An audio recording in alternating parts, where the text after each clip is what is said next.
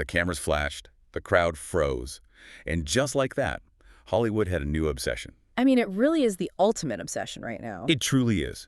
I want you to imagine, just for a second, trying to plan your wedding. Oh, stressful enough on a good day. Right. But instead of the normal friction of, arguing with your caterer about whether to serve chicken or fish, every single detail is breaking news. Like international front page breaking news. Exactly. I'm talking about aviation authorities negotiating helicopter-free zones and Vegas betting markets actually taking odds on your guest list. Which is just insane when you really think about it. It's completely wild. There's an entire digital economy dedicated to dissecting this private event. So welcome to Starscope Report. Yes, welcome in, everyone. Join us as we uncover Hollywood drama, music industry shakeups, and viral influencer scandals. From red carpet surprises to social media controversies, we dive deep into the stories behind the fame. And today's story is, it's the biggest one of the decade. Without a doubt. Today, our mission is to cut through one of the most chaotic rumor mills we have ever witnessed. And we are dealing with a mountain of rumors. Oh, absolutely. We're synthesizing the actual facts, the credible leaks, and the public statements regarding the highly anticipated 2026 wedding of Taylor Swift and Travis Kelce. Which, involves a staggering amount of logistical data. It really does. Yeah. We have a massive stack of sources for this deep dive. We're pulling from deep reporting by IB Times, timeline mapping from Reality T, financial breakdowns from the Economic Times, paparazzi insights from TMZ, and coverage from Heavy. We're basically taking all of this and analyzing how two global icons actually operationalize a high-stakes wedding. Because this isn't just a wedding. It's a masterclass in high-net-worth logistics and crisis PR. It really is. It is the ultimate collision of personal intimacy and, extreme global infrastructure. You are basically planning a diplomatic summit but disguised as a marriage. That is the perfect way to put it. Because you have to look at the sheer scale of the cultural footprint here. Right. You're dealing with the music industry's most influential, billionaire merging worlds with a high-profile NFL champion. And they've been engaged since August 2025. You likely remember the announcement. Oh, everyone remembers that post. Yeah, that joint Instagram post with the carousel of garden proposal photos. The caption was, your English teacher and your gym teacher are getting married. With that little firecracker emoji. Which was so self-aware and charming. It was. But it set off a media frenzy that is still escalating 9 months later. I mean, People magazine even released a 96-page special edition in January 2026. Wait, 96 pages just on the wedding? Just on their romance, their zodiac compatibility, and the potential wedding plans. That is wild. I mean, a 96-page special edition in modern print media is practically an anomaly. That volume of dedicated physical media is typically reserved for, historical retrospectives or coronations. Right. It just demonstrates that the public appetite for the specific narrative is essentially bottomless. Truly bottomless. Okay, let's unpack this. Because before we can even get into the complex physical footprint of where and when this event is happening, we need to look at the catalyst for this most recent wave of wedding mania. And the craziest part is it didn't come from a paparazzi leak. Nope, not an anonymous vendor either. It came directly from Travis Kelce's own mouth. Which is so rare for a couple that operates with such airtight PR strategies. Travis recently provided a very deliberate look behind the curtain. Yeah, this was on the May 6th episode of his New Heights podcast. Exactly. So guest Rory McIlroy, the pro golfer, was on the show, and he was describing what it's like to host the annual Masters Champions Dinner. Which is a famously restricted, highly exclusive environment. Very restricted. And McIlroy made this striking comparison. He noted that looking around that room, seeing people from completely different eras of your life gathered in one place, it feels surreal. Oh, I bet. And then he turned directly to Travis and basically said, Travis, you'll feel this whenever you're sitting at your wedding and you have all these people from your childhood in the same room.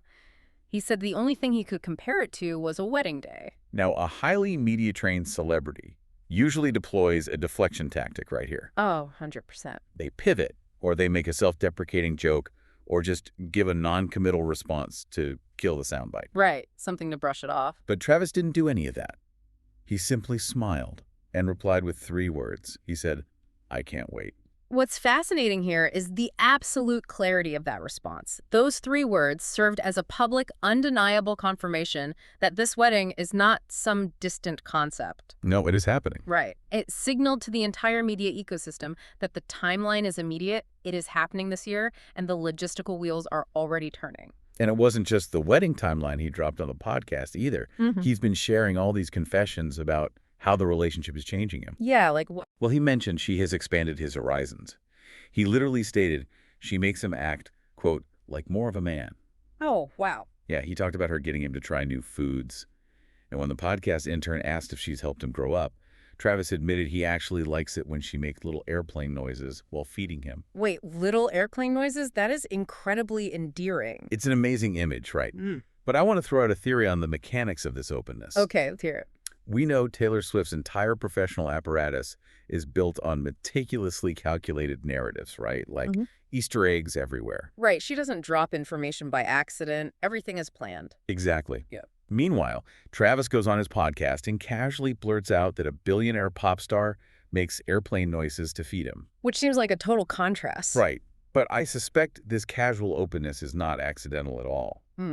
I view this as a deliberate pressure valve strategy. Meaning they are strategically venting the media pressure. Yes. By offering the public these highly viral, charming, but ultimately harmless anecdotes, they control the beast. They feed the entertainment press a great headline about his eating habits, so that the paparazzi are busy talking about airplane noises instead of digging through municipal permit filings looking for the actual venue. That is a highly effective crisis PR tactic. You satiate the demand for intimacy without compromising any structural data. Exactly. Given the emotional narrative, protect the logistical perimeter. Because the physical logistics of this event are where the real challenges lie. Hiding a multi-million-dollar footprint in the real world is entirely different from managing a podcast narrative. Which brings us to the massive puzzle of the venue. And guys, if you're loving these Hollywood twists and theories, make sure you're subscribed, because we got even crazier stories ahead in this deep dive. You definitely don't want to miss what we're about to get into regarding this venue. Right, because where do you put an event like this without it turning into a full-blown security crisis? It's a huge question. For months, the primary theory was June 13th, 2026. Because 13 is obviously her famous numerical signature. Exactly. June 13th is a Saturday. The number aligns perfectly. So fans and outlets speculated it would happen in Rhode Island, utilizing her sprawling holiday house mansion or a nearby upscale property called Ocean Hall. And the Rhode Island theory made a lot of geographic and historical sense. It did. It's a known stronghold for her. She has successfully hosted heavily secured, high-profile events there in the past. Plus, the physical layout of that coastal property actually supports a strong perimeter defense against paparazzi boats. Right, but that entire theory collapsed. It did.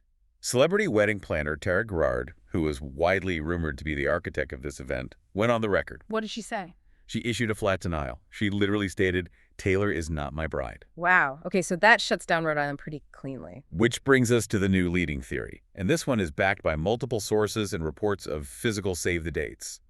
The target is now July 3rd in New York City. Okay, July 3rd in NYC. From a scheduling perspective, early July is really the only logical window for an active NFL player. Right, it completely avoids mandatory training camps. And it also aligns with Taylor's well-documented affinity for 4th of July celebrations. True. But the venue rumor within NYC is where my brain completely rejects the premise. Why is that? Journalist Rob Shooter on Fox 5 New York claimed the wedding won't be at a traditional venue. He reported it will be at her own apartment in Soho. Wait, her apartment. The specifics of that report claim she has quietly purchased 4 adjacent apartments in a single Soho building. Yeah, and initiated a massive renovation to knock them into one mega compound. Shooter also reported that a downtown street will be completely cordoned off for the event. See, I have to challenge the reality of this.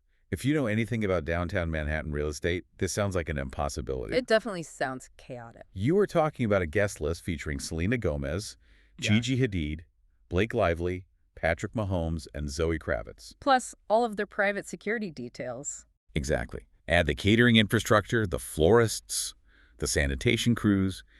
How do you run an 8-figure event through a Soho freight elevator? That is a very valid point. Even with 4 combined apartments, you are dealing with narrow cobblestone streets, 0 staging areas for vendors, and probably thousands of fans outside. That is a logistical nightmare. It sounds impossible if you approach it like a standard private event, but I think you are underestimating the power of billionaire capital in a major municipality. You think they could actually pull it off? I do, Yeah. because they aren't treating this like a wedding. They're treating it like a temporary embassy. A temporary embassy in Soho. Yeah, with enough capital, you can essentially rent the public grid. You buy out the neighboring ground floor retail spaces to use as staging areas for catering. Oh, wow. You secure municipal permits for street repairs or like film shoots that legally allow you to erect barricades and close off entire blocks to pedestrian traffic. So you basically buy the street. Exactly. It requires staggering resources, but it is mechanically possible to privatize a Manhattan block. Okay, but the friction required to execute that level of privatization brings us to a major point of tension behind the scenes. And that's not even the wildest part, because the security measures they're bringing in are going to blow your mind later in the episode. It really is intense, but what's this tension you're talking about? Well, the Economic Times reported a philosophical clash between the couple regarding this extreme scrutiny.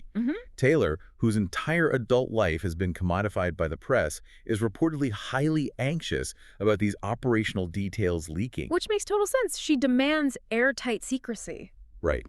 But Travis does not share that anxiety. Because he operates in a completely different media ecosystem. Exactly the distinction we need to make. Taylor is effectively the CEO of a highly secretive global corporation. Right, a single leaked photo can derail a multi-million-dollar rollout for her. And she has been burned by unauthorized access for over a decade. But Travis, he's a professional athlete. His entire career is broadcast live. Literally.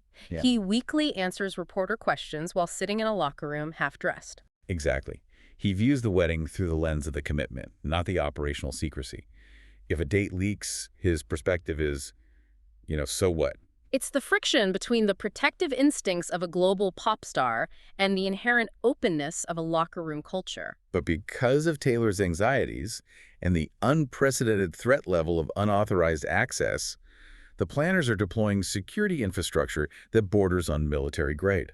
The IB Times outlines some of these protocols, and they are wild. We are looking at comprehensive NDAs for every single vendor and guest. And for listeners who have maybe signed a standard corporate NDA for work, this is a different beast entirely. Oh, completely different. Celebrity event NDAs don't just say keep quiet. They utilize watermarked information.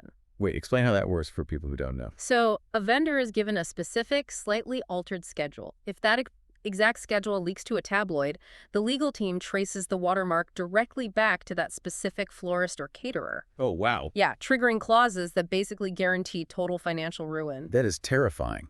And in addition to legal threats, they're utilizing physical denial of service tactics. They are reportedly establishing helicopter-free zones with the FAA to prevent aerial surveillance. Which is just wild to think about for a wedding. But the craziest part to me is the specialized anti-photography technology they're using to block unauthorized photos. Oh, right, the lasers. Yes, those systems are incredible. They use infrared lasers that actively scan a crowd or perimeter for the reflective glass of a camera lens. That sounds like something out of a spy movie. It really does. The moment the system detects an optic, it fires a highly focused beam of light directly back into the lens. Easily blinding the camera. Exactly. It completely overexposes the digital sensor, meaning anyone trying to sneak a photo just gets a picture of blinding white light. It is necessary infrastructure, honestly, because the cultural momentum of this event has attracted bad actors. The hype is so severe, it is spawning actual cybercrime. Really? Like what kind of cybercrime? Well, country singer Maren Morris revealed she received a highly sophisticated phishing text message inviting her to the wedding. Are you serious? A phishing scam? Yes, she recognized it as a scam and blocked it immediately, but think about the mechanics of that. Right. Scammers are banking on the sheer scale of the event. Exactly. They know the guest list is massive, so they are blasting out fake digital invitations to celebrities, likely trying to harvest personal data or install malware under the guise of an RSVP link. It proves this isn't just a wedding. It's a macroeconomic event. And speaking of events, stay tuned and hit that subscribe button so you don't miss what's coming next, because wait until you hear what the actual reception is going to look like. Yeah, because despite all this tension, the threat of drones, the watermark NDAs, the phishing scams, the actual celebrations they are planning reflect a surprisingly authentic blending of their distinct brands. The contrast in their pre-wedding plans illustrates this perfectly. Has Well, Travis is reportedly organizing a high-net-worth Bahamas bachelor getaway in late May with his closest circle. It is highly visible, tropical luxury. typical athlete bachelor party. Right. Taylor, conversely, is planning a heavily secured, low-key bachelorette sleepover at her Rhode Island home, just baking in pajamas behind a fortified perimeter. That is so her brand. But the reception is where we see the most fascinating cultural merger, Oh, absolutely.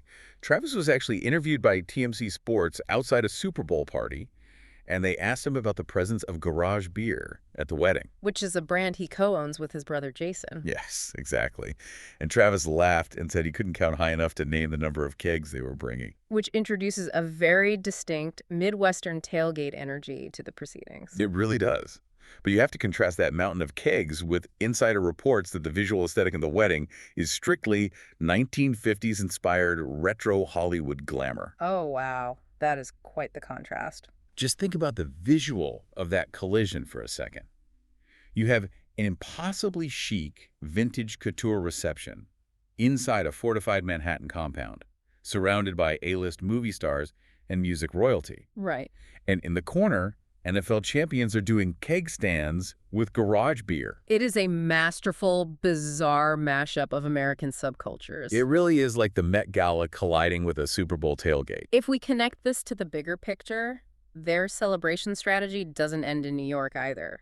The post-wedding itinerary illustrates how they manage their status as global figures. Right, because rumors point to a sprawling 3-week exotic honeymoon spanning the Caribbean, Europe, Asia, and Australia. Which sounds completely exhausting to me. It does, but when you consider the logistics, constantly moving across international borders might actually be the most effective way to outrun the paparazzi cycle. That makes a lot of sense, actually. A moving target is harder to hit. Exactly. And the tour doesn't stop there.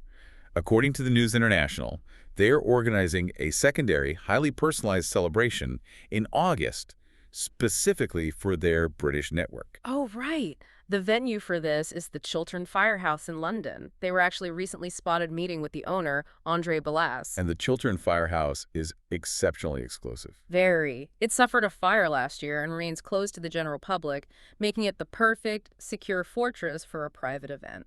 They are reportedly curating an event for about 120 guests.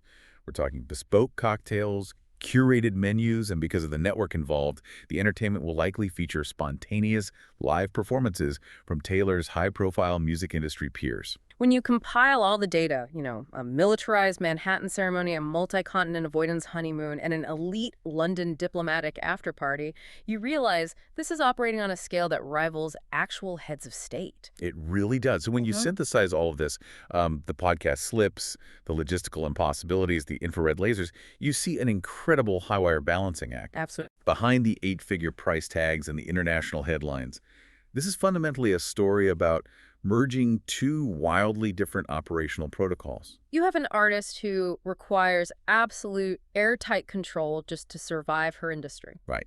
And an athlete who thrives in the chaotic, broadcasted openness of a team environment. It requires immense compromise from both of them. Travis has to accept the reality of anti-drone airspace and punitive NDAs. And Taylor has to accept that absolute control is a myth, leaks will happen, and a mountain of Midwestern beer kegs will be placed inside her Hollywood glamour aesthetic. But I want to throw something out there. What if this is all a game? A game? What do you mean? Well, I want to leave you with one final provocative thought. Think about everything we just analyzed. We know Taylor Swift is a master of narrative control. She definitely is. And we know she is deeply anxious about operational leaks. She is fully aware that the public knows about the July 3rd date. Right. She knows we are tracking the Soho apartment permits and the Chiltern Firehouse meetings. So, you have to ask yourself, is it possible that every single thing we just discussed is a massive, highly coordinated decoy operation? Wait, a phantom logistical footprint designed entirely to absorb the media's attention. Yes. What if the save the dates were intentional leaks? What if the Soho street closure permits are a multi-million-dollar distraction? Oh my God. What if, while the paparazzi and fans are swarming lower Manhattan barricades on July 3rd, Taylor and Travis are actually on a private island operating under total radio silence? Just getting married without a single unauthorized lens within 100 miles. Exactly. Given her history of masterful misdirection, it might be the only way to truly secure the perimeter. It is the ultimate logistical magic trick.